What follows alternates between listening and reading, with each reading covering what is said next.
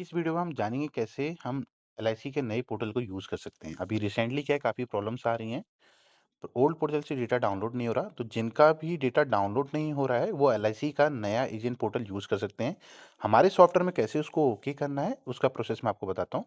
आपको download agency data के अंदर आना है। आपको यहाँ पे ऑप्शन है डाउनलोड एजेंसी डेटा का, ये सेकंड नंबर का ऑप्शन है, इस पर आपको आना है। आपको कुछ इस तरह की विंडो आपको दिखेगी। यहाँ पे ऊपर आपको ऑप्शन दिख रहे होंगे, बाय ओटीपी ही, बाय एमपिन और न्यू पोर्टल। तो हमें न्यू पोर्टल का यूज़ करना है, क्योंकि पुराने पोर्टल्स में लगातार चेंजेस होने के कारण उसमें अपडेट नहीं हो रहा है। तो जिस आपको अगर प्रॉब्लम आ रही है इस तरीके की, तो आपको न्यू पोर्टल का यूज़ करना है। ये हमारा न्यू पोर्टल है। नहीं तो आपके पास एक ऑप्शन और है, आप यहाँ से भी स्विच कर सकते हैं। यहाँ पे एक ऑप्शन है, यहाँ पे ऊपर सेटिंग्स का, यहाँ से हम ओके कर सकते हैं।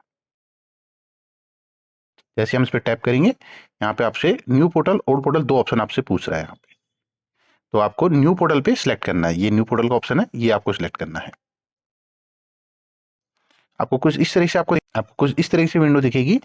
जो नए यूजर हैं उनको इस तरीके से विंडो दिखेगी, जो पहली बार नए पोर्टल पे रजिस्ट्रेशन कर रहे हैं, नए एजेंट पोर्टल पे, और जो ऑलरेडी कर चुके हैं उनको इस तरीके से विंडो दिखेगा। तो यहाँ पे आपको देखिए दो ऑप्शन है। यहाँ पे ये रजिस्टर एजेंसी का एक ऑप्शन है। यहाँ पे हमें इस एजेंसी को रजिस्टर करना है। अगर आप नए हैं, नए यूजर हैं, तो नए यूजर को कुछ इस तरीके से दिखेगा। तो इस पे टैप ये करने के बाद सामने आपको इस तरह विंडोज दिख जाएगी। विंडोज दिखने के बाद आपको नीचे रजिस्टर का ऑप्शन है, यहाँ पे नीचे, यहाँ पे हम आएंगे और आपका इस तरीके से एक सेंडिंग रजिस्ट्रेशन का रिक्वेस्ट है।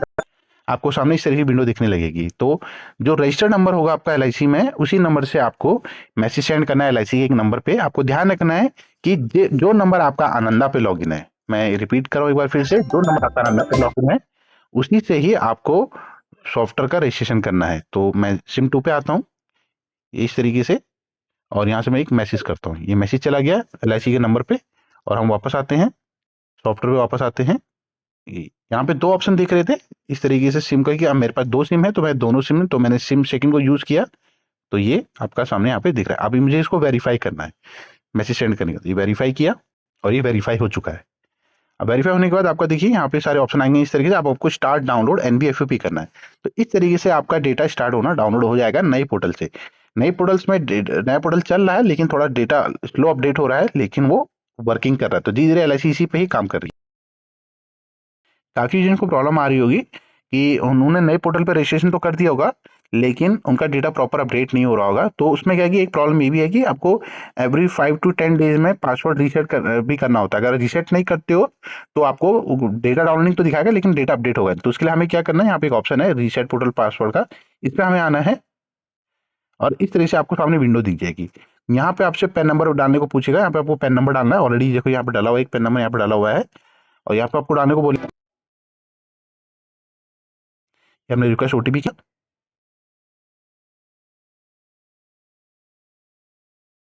यहाँ पे एक मैसेज शो कर रहा होगा कि ओटीपी जो है आपकी ईमेल आईडी पे चला गया। तो आपको ईमेल आईडी से चेक करना है ओटीपी आया कि नहीं। इस मेल पे ओटीपी रिसीव हो गया है। ओटीपी हम कॉपी कर लेंगे और यहाँ पे आके हम इसको पेस्ट कर देंगे, और चेंज पासवर्ड का ऑप्शन है, यहाँ पे चेंज पासवर्ड करेंगे।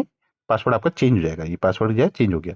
इसके बाद आपको क्या करना है, एक बार फिर से आपको रजिस्टर एजेंसी पे आना है और रजिस्टर करना है दोबारा से। ये उनके लिए है जिनका पोर्टल पासवर्ड, अगर पासवर्ड एक्सपायर हो गया हो। हमें वेरीफाई करना है। बैक किया और उसको वेरीफाई किया, और ये वेरीफाई है। फिर आप डेटा डाउनलोड करना स्टार्ट करेंगे तो आपका डेटा डाउनलोड होना स्टार्ट हो जाएगा। ये हो गया है।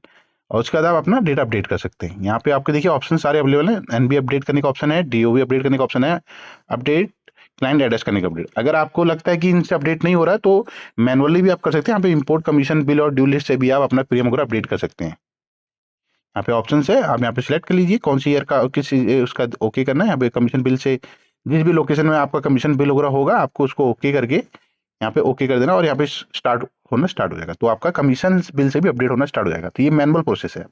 तो ये नए पोर्टल का रजिस्ट्रेशन का प्रोसेस था जो आपको मैंने बताया, और कैसे से अपडेट करना है।